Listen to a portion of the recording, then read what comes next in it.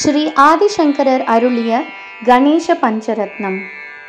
मुदाकरात् मोदकं सदा विमुक्तिसाधकं कलातरावदंसकं विलासिलोकरक्षकम् अनायकैकनायकं विनाशिदेपदैत्यकं नतासुबासुनाशकं नमामि तं विनायकं नदेतरातिभीकरं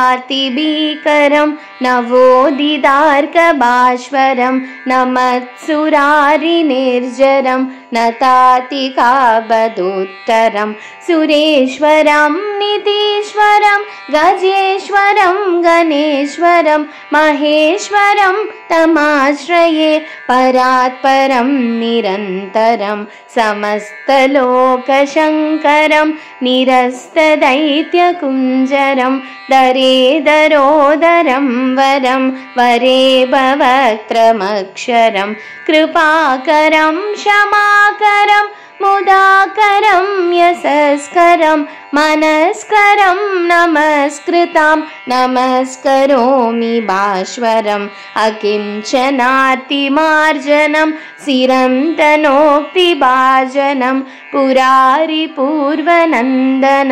सुरारिगर्वसर्वनं प्रपञ्चनाशभीषणं धनञ्जयादिभूषणं कबोलदानवारणं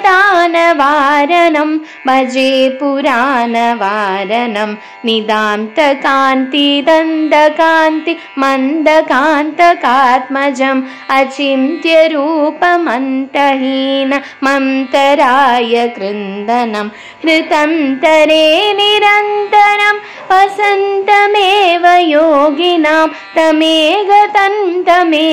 तं विचिन्त्ययामि सन्ततं महागणेश पंचरत्न मातरेण योऽन्वहं प्रजल्पति प्रभातके हृति स्मरन् गणेश्वरम् अरोगतामदोषतां